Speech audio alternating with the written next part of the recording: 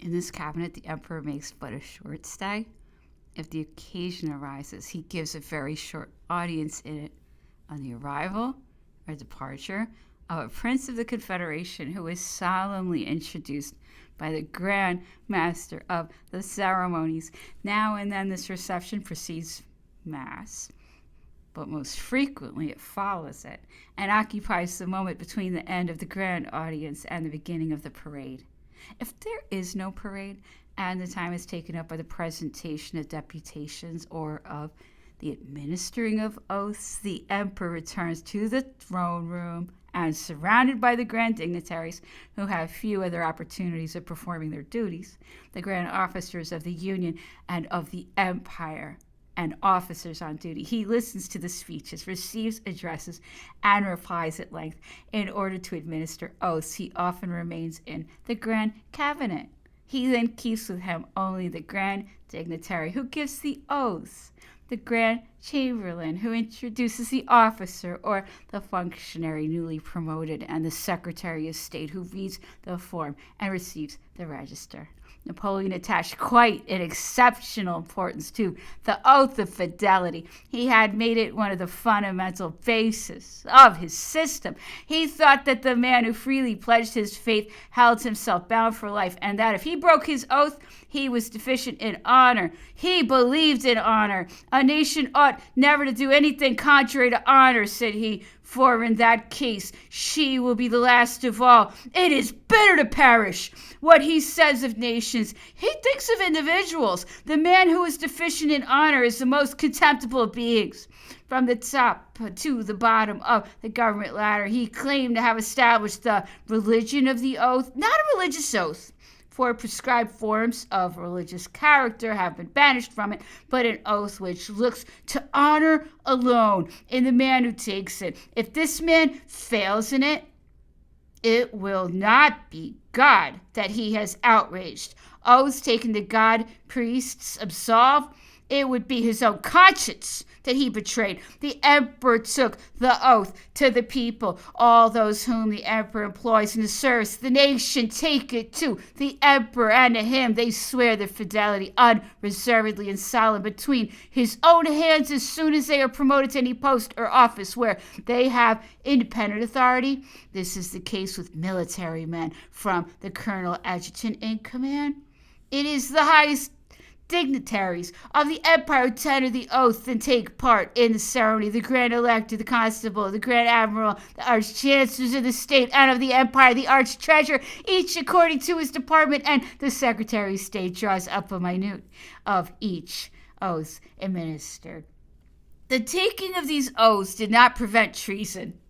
But he who imagined that the oath was binding to other men held that an oath was binding on himself, and thus testified for the conscience of his equals, a respect which could only proceed from his own conscience.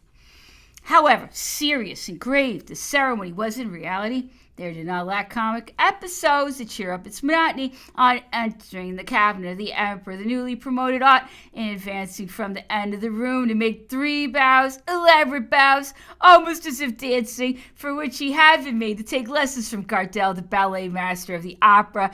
Often some old fellow, but little versed in deportment, got confused in his reverences and the steps to be taken to the right and to the left, especially going back with his face to the emperor without for a moment turning his back to him, and yet without losing the direction. Then the half-drops, which made the sword and the saber get hampered with the legs, and above all, the struggle to restrain an oath, as depicted in the vigorous and contorted countenance. The oath of a trooper, which would break out as soon as the door was reached, was as good as a play to those who present. As a rule, the private audiences, and even the taking of oaths, did not encroach on the parade. During the consulate, it took place every decade, often twice, on decade regularly, on quintidy in addition, but under the empire from 1806, it is scarcely ordered more frequently than once a fortnight, on account of ceremonies. It usually takes place at about 1 o'clock in the afternoon, often a little later. sometimes at 6 o'clock in the evening, but then it became only a short inspection of troops in the usual way. This is how things were arranged on Saturday at the couche. The emperor gave his orders to the colonels general of the guard and to the governors of Paris as to the troops which were to attend. Before the time stated, the different corps assembled in the court of the palace and on the Place du Carrousel, and as soon as they arrived, they were placed under the command of the Colonel General of the Guard appointed by the Emperor. This Colonel General was assisted in the transmission of orders by some officers of the staff of the palace, selected by the Grand Marshal for the purpose. As soon as the corps of the guards had drawn up, the flag and standard bearers come out from the ranks and assemble before the Pavillon d'Horloge. An officer of the palace puts himself at their head and conducts them to the salon of the emperor by the grand staircase and the state apartments, at the door of which a chamberlain announces them.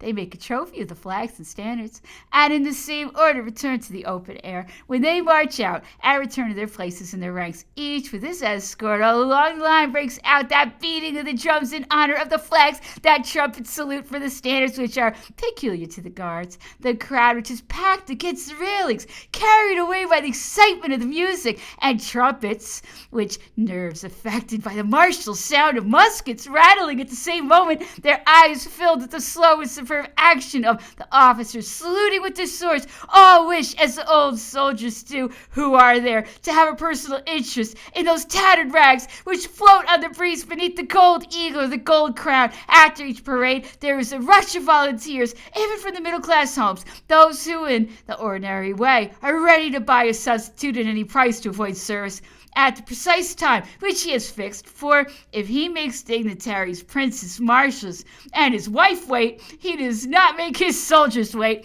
The emperor leaves his salon and, preceded by his retinue, accompanied by those whose duty it is to form his train, he passes through the state apartments, goes down the grand staircase, and in the open air mounts his horse, unless under exceptional circumstances or as a marked favorite of some prince passing through for whom he orders a horse to be found. His staff, of small dimensions, is made up always in the same way: the constable, the vice constable, the 4 colonel guards of the guard, the Grand Marshal, the Grand Equerry, the Minister of War, the Governor of Paris, the First Inspector of the Gendarmerie, the 4 aides-de-camp, the Equerry, the orderly officers, and the pages on duty alone are entitled to follow on horseback. But the Constable, Louis, is hardly ever in Paris. Of the 4 colonels general, it is unusual that 3 of them are not occupied at the camps or with the armies, and the Grand Equerry is also at the same time ambassador in Russia. The staff of the emperor is therefore less numerous than that of the first consul.